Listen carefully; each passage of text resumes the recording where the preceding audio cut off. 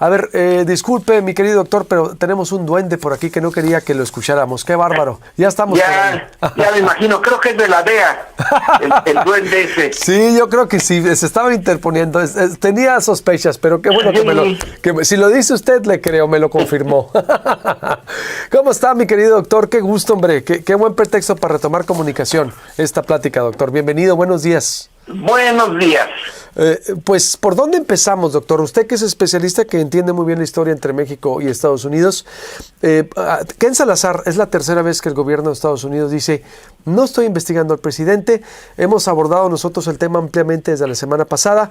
Hicimos una observación. No nos gusta meternos con otros colegas de ningún nivel, pero nosotros reiteramos que al reportaje le faltó piezas, que no es contundente, que le faltaron elementos para sostener la publicación del New York Times, como otras veces lo ha hecho. En el 2013 sí. El New York Times también, dijo que había armas masivas de destrucción que para justificar la guerra contra Irak, y ellos hicieron un mea culpa con Yola Preston. Nosotros lo abordamos hasta como catedráticos de periodismo. ¿Qué estamos viendo, doctor, en torno al sistema, en torno a la renovación del poder presidencial en México y esto? ¿Qué significa? ¿Qué dice la historia? Bueno, varias cosas. Ya partimos de este hecho de que la prensa, incluso esa prensa con mucha fama, recursos, y que le es necesario ser aceptada como creíble, como seria, porque hay otro tipo de prensa que justamente lo escandaloso es lo que le da lectores. Aquí, en el caso del New York Times, estamos en el otro extremo. Se ha convertido en un periódico creíble. Es un periódico de las élites, no es un periódico que el grueso de los norteamericanos lean. No, ni mucho menos. Si uno ha vivido allá un tiempo, sabrá que el New York Times es algo que muy poca gente lee, pero es gente muy importante. Es la parte más sofisticada en el análisis de lo político, lo social, lo económico, lo cultural, y requiere mantener su credibilidad. De vez en vez se le van los pies, y como se acaba de decir, en el caso de la guerra Irán-Irak, sostuvo la tesis de las armas de destrucción masiva, que nunca existieron. Ahora, no fue solo el New York Times. El secretario Colin Powell, recuerdo que hizo una demostración en Naciones Unidas, con fotografías que mostraban los trailers de Saddam Hussein, donde estaban las armas de destrucción masiva, y sí estaban los trailers, nada más que adentro no había nada. Y el New York Times se fue con la finta. No puede haber una prensa enteramente neutral, ni Proyecto Puente es neutral. Estoy de acuerdo, ¿no? Sin duda. Nadie es neutral. Necesitaríamos ser ángeles. Todo el mundo tiene sus valores, y los valores finalmente no son explicables científicamente. Uno los adquiere en su familia, en su civilización, en su entorno, y son guías para la vida. Bueno, un periódico también tiene valores y tiene intereses. Tiene valores ideológicos. El New York Times, como toda la prensa importante de Estados Unidos, en su época fue anticomunista, antisoviética, y era parte de su ethos. Ya se acabó la Unión Soviética, de todas maneras siguen siendo antirrusos, y la izquierda no les simpatiza, aunque no sea una izquierda marxista, pero en muchas ocasiones el New York Times mantiene una cierta posición que trata de ser objetiva, y a veces se le van las patas. En este caso... Como a cualquier medio, ¿no? Como a cualquier medio también, es decir... sí, también el de los medios... ¿Cuáles son los otros medios de prestigio en el mundo? Los británicos, ¿cuál otro? Algunos franceses. Bueno, sí, Le Monde, ¿no? Vaya, sí, Le Monde. Pero pues sí, todos tienen su corazoncito. En algún momento decisivo se van con uno de los lados, señalando que después de todo ese es el lado democrático, ese es el lado, aunque con defectos, pues ese es el bueno. Y todos lo hemos hecho, ¿eh? Y lo hemos hecho desde acá también, y sin duda hemos cometido ese error, por supuesto que sí. Claro que sí. Nunca les gustó del todo Andrés Manuel. No es muy sofisticado Andrés Manuel, es muy contundente. No es una izquierda marxista, pero es una izquierda dentro de la gama de izquierdas que existen en el mundo, y dentro de la gama de izquierdas de México. Está del centro hacia la izquierda, no es un radical, pero no les es fácil verlo con naturalidad, y sobre todo ver sus razones.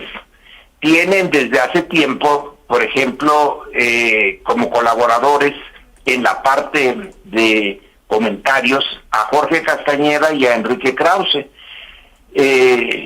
Jorge Castañeda, bueno, pues porque habla muy bien el inglés y entonces está en la televisión y en el New York Times. Krause no habla inglés bien, pero se lo pueden traducir, y le abrieron el espacio.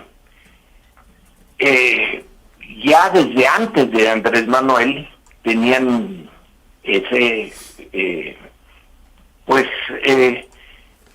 esa posición favorable a lo que proponían y cómo definían a México.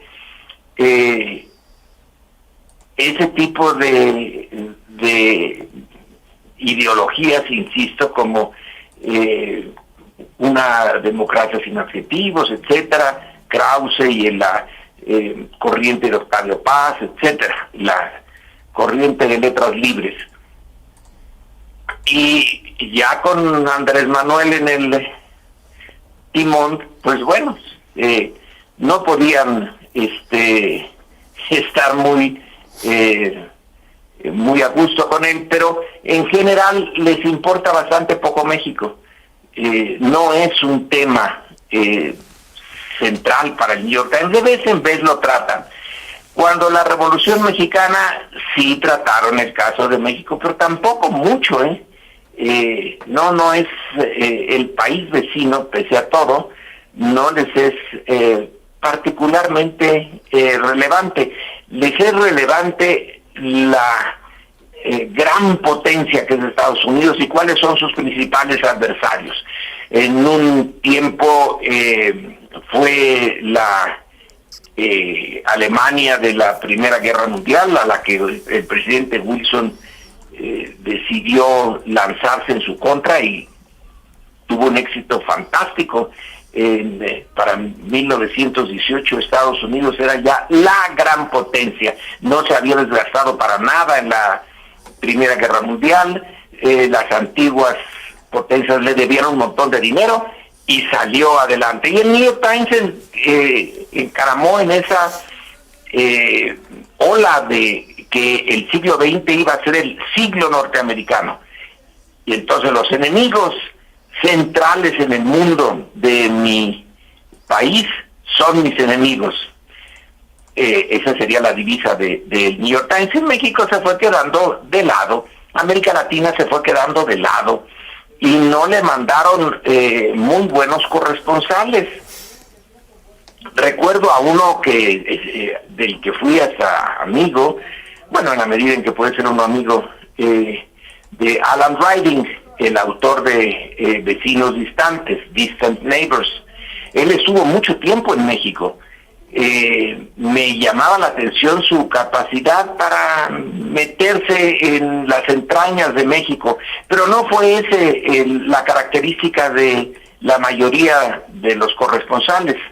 Alan Riding se quedó mucho tiempo en México, más de lo normal para los corresponsales del New York Times. Luego han venido una serie que yo ya ni los conozco, no son particularmente brillantes ni buenos. Me recuerda el caso de The Economist, también otro medio bien importante para las élites, The Economist de Inglaterra. Ellos abiertamente, en unos estudios que se han hecho, señalan que los corresponsales que mandan a América Latina es uno de las partes menos importantes para la revista. Mandan a los más jóvenes, a los sin experiencia todavía, a que se foguen, y ya cuando tienen experiencia entonces los mandan a la Unión Soviética, ahora Rusia, los mandan a China y a partes centrales del mundo. Bueno, todo eso me lleva a concluir que para el New York Times México es una parte muy secundaria. No sé qué rayos pasó que les dio por darle primera plana a estas sospechas de que Andrés Manuel y el narcotráfico van de la mano. ¿Qué fue exactamente lo que llevó ya no a los corresponsales en México, al par que están ahora, sino a los editores? Porque todo corresponsal manda su material y ya en Nueva York el editor, que está por encima de ellos en autoridad y capacidad, selecciona y hasta le mete mano al material que recibió. ¿Qué pasó con el editor que tenía que ver con México y con América Latina, que aceptó ese artículo donde no, ya se ha dicho, yo digo yo nada más redundante, no hay una prueba y no hay lógica en que si lo que quería Andrés Manuel es dinero, lo hubiera tenido desde tiempo atrás, haciendo un arreglo con el PRI, con el gobierno. Si tiene una biografía de nadar contra la corriente, ahora, ¿de cuándo acá hay lógica en que a estas alturas, cuando llega ya al poder, y vaya que si tiene una manía Andrés Manuel de pensar en la historia, él está pensando en su papel en la historia, y de repente, pues no, voy a pactar con el narcotráfico y que me dé dinero. Si esa fuera la manera como ha hecho su carrera política, pues a mi juicio, debió de haberse ahorrado mucho trabajo y haber entrado en esas componendas hacía tiempo. No hay una prueba así sólida, pero sí entra perfectamente esto dentro de los planes, ya no del New York Times, sino de los de la lucha política aquí en México. Alguien metió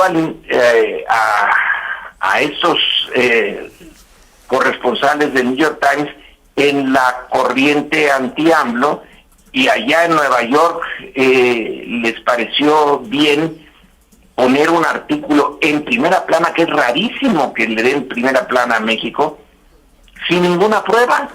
Es la única explicación que tengo son sus prejuicios. Es un populista como Hugo Chávez, Es una persona que no se entiende bien, no habla inglés, no se le entiende bien.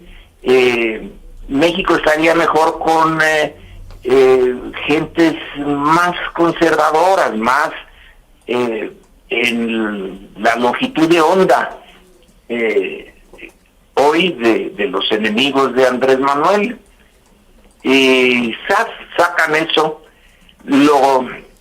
La otra parte que nos debe de interesar es la reacción de Washington. Y ya dejemos al New York Times. Exacto. ¿Y cómo verlo esto, doctor, para ir concluyendo, dentro de la elección presidencial? Porque Washington y el gobierno, ahora Ken Salazar, la tercera vez lo dice el gobierno, no estamos investigando, ahora Ken Salazar, lo dijo el portavoz de la Casa Blanca, lo dijeron hace 3 semanas con el tema de ProPublica y ahora también, y arrancamos proceso electoral presidencial. ¿Cómo se circunscribe? ¿Cómo entender esto, doctor? Pues yo lo entiendo bastante fácil. En primer lugar, Estados Unidos no es una entidad monolítica. Y el presidente Biden, o quien esté de presidente, no controla todo el entramado enorme, monstruoso casi, de un gobierno de una gran potencia. Entonces ahí hay, entre otras cosas, la DEA. La DEA es una burocracia que nació hace ya mucho tiempo, cuando se creó el Federal Bureau of Drugs, o algo así se llamaba, antes de que se llamara DEA. Estuvo al frente un personaje que a mí siempre me dio la impresión de ser como Hoover, el del FBI, alguien que se apodera de una agencia norteamericana y pasan presidentes y presidentes norteamericanos y él sigue, y entre más tiempo sigue, más secreto sabe sobre el siguiente presidente y más lo tiene agarradito y no lo cambian. Hoover,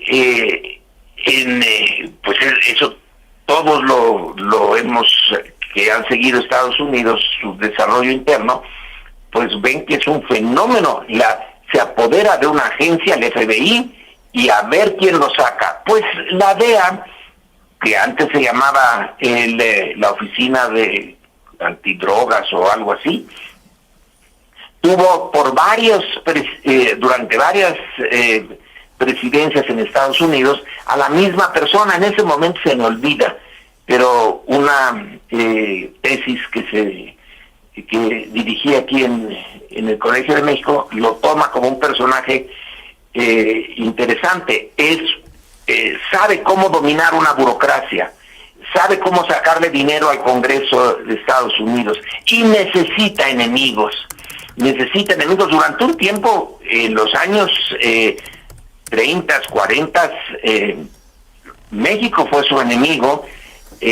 Los mexicanos que pasaban marihuana a Estados Unidos eran un peligro, y la marihuana hacía que quien la fumara se convirtiera en un salvaje, y como la fumaban los mexicanos que estaban trabajando allá, se iban sobre las mujeres blancas. Bueno, una cosa realmente patológica. Y sin embargo, esa oficina para las drogas, que luego se convierte en la DEA, sobrevive y recibe un montón de recursos, y la DEA se ha vuelto una burocracia que vive ya en buena medida para sí misma. Necesita enemigos, si no, ¿cómo pide dinero al Congreso? Y uno de esos enemigos resulta ser ahora Andrés Manuel, que la ha criticado. Después, parte como reacción a lo de los agentes que... No solamente los agentes, sino la relación que tuvo antes con otros presidentes mexicanos. Una relación muy cercana, y de repente ya no la tiene cercana. Y no solamente eso, sino que desde México le gritan y le ponen cortapisas. Y lo que Calderón le abrió, porque Calderón se abrió enteramente frente a la DEA y frente a las agencias norteamericanas. que las recibió aquí, les puso bueno, no les puso, pero aceptó que estuvieran en un solo edificio ahí en Reforma, y el servicio de inteligencia del ejército, la DEA, la CIA, el FBI, etcétera, todos que vinieran. ¿Y qué pasó? Que la guerra contra las drogas fue un fracaso. Totalmente. En México, y que Andrés Manuel critica esa política y la DEA se siente ofendida y se siente amenazada. Si no es, llegó a ser importantísima la DEA en la lucha contra el narco, en la guerra contra las drogas. Y de repente le salen con que abrazos y no balazos, y que, oiga, los agentes de la DEA no pueden andar como Pedro por su casa aquí. Bien. Ahí está, yo creo, una de las razones por las cuales se basaron en un trabajo no terminado, yo también creo, no concluyente, es decir, y que no mostraron las pruebas, y según, porque el mismo New York Times dijo, pero los informantes que obtuvo la DEA no pueden ser muy serios porque son inexactos. A ver, abrió la puerta al debate. A mí, la verdad, desde el momento dijimos, si tu mamá te dice que te quiere, compruébalo. Ese es el rigor del periodismo. Tenemos que ser muy contundentes, más en esta época de fake news y redes sociales. ¿Cuál sería la conclusión, doctor? Entonces, ¿cuál sería la conclusión? Que hay una red de intereses burocráticos en Estados Unidos, siempre la ha habido, pero cuando se convirtió en gran potencia, es una red enorme, y muchos de estos intereses viven de tener un objetivo, un enemigo. La DEA necesita enemigos, si no, ¿cómo consigue recursos? Y ya Max Weber había señalado muy bien la burocracia una vez que pega su chicle, ahora que estamos hablando de chicles y de pegar, necesita seguir la misma dinámica. En el caso de México le molesta la actitud tan diferente de Calderón, del actual gobierno, y desearía un cambio, y este es el momento en que el sistema político mexicano pareciera tener una ventana de oportunidad para quienes desde fuera desean interferir. No pueden dar un golpe de Estado porque no estamos en Chile, ni el ejército mexicano entra en este juego, y además al gobierno federal de Estados Unidos no parece interesarle, ya tiene bastantes problemas fuera como para ponerle uno más, pero a la DEA sí le interesa, porque su visión del mundo es más chiquita, más centrada en lo de la lucha contra el narco. Si no hubiera narco en México, yo creo que estarían bastante molestos, porque perderían su razón de ser, o una de sus razones de ser. Entonces, la idea de desprestigiar a Andrés Manuel, de debilitar esa posición, no van a poder impedir que Claudia llegue a la presidencia, pero sí le van a dejar ver que no se convierta en otro Andrés Manuel, que más le vale ser cooperar con la DEA, no meterse con ellos, y en ese caso es como se dice en Estados Unidos, o en el inglés, la cola es la que dirige al perro, y aquí la DEA está teniendo una influencia interesante en la formulación de esta política, y el New York Times entró, yo no sé si es porque le importa poco México y no puso atención en lo que estaba haciendo, pero es esta multiplicidad de intereses que ahora tenemos. Por un lado a Ken Salazar diciendo, oiga, no estamos investigando, que conste que no dijo nunca hemos investigado a Andrés Manuel, nada más dijo que no lo tienen como objeto de investigación ahora. no se fue tan lejos de decir, oiga, no, pues esto es una locura. Claro que no, si nuestra relación con el gobierno mexicano es distinta. No lo dijo. Entonces, en esa red tan complicada, burocrática, por un momento ganó esa burocracia que necesita un gobierno mexicano que coopere con ellos. Cuando cooperaba la Armada, y con eso termino, hubo un cuerpo especial de la Armada mexicana que era el consentido de la DEA. Tenía, ya no sé si era un almirante, un vicealmirante, y que le preparó unos grupos de reacción especial, etcétera, porque obedecían las iniciativas de la DEA. Hay que buscar eso, hay que ir contra estos, hay que acabar allá, hay que le hacía el mapa de los objetivos y los cumplía. Y ahora la Armada ya no tiene la relación que tenía con Estados Unidos. Eso les ha de haber molestado muchísimo porque ellos lo tenían bien organizado. Yo lo veo así como una reacciones de los aparatos internos de Estados Unidos, más que como una política centralizada, bien pensada y dirigida desde la Casa Blanca. No, la Casa Blanca tiene otras preocupaciones. Muy bien. Y cada quien se fue por su lado. Doctor, pues un gusto retomar la comunicación con usted y vamos a estar ahí consultándole porque sí hace falta siempre el análisis de la historia y yo creo que es un buen pretexto retomar lo que viene, por supuesto ajustándonos a sus tiempos. Ahí nos comunicamos, doctor, para tenerlo más seguido. Le mando un abrazo y estamos en contacto. Ándale, que le vaya bien a Proyecto Puente. Ya hacía tiempo que no nos comunicábamos, pero cuando quiera, o si no quiere también, que le vaya muy bien a Proyecto Puente de todas maneras. Claro que queremos, por eso lo estamos buscando, de incluso a ver si hasta semanalmente. A ver, vamos a hablar y a ver que, de acuerdo a sus tiempos, cómo lo podemos tener más seguido, doctor. Si hace falta. Ándale, suerte. Le mando un abrazo, gracias. Y sean profesionales, Por supuesto. Y mire, ¿sabe qué? A ver, no solo eso, y también autocríticos. Aquí cuando le hemos regado, lo decimos, no somos infalibles. Bueno, a ver, no somos. Una muy buena política. En algo tiene razón Andrés Manuel, no somos dueños, la verdad, falta autocrítica, es cierto. Digo, yo también critico a Andrés Manuel, y porque somos periodistas, pero no lo odio ni soy anti-AMLO. Es decir, como soy el odio. Como soy anti-nada, no soy anti-nada, pero en eso tiene razón el presidente, nos hace falta autocrítica a los periodistas, es verdad.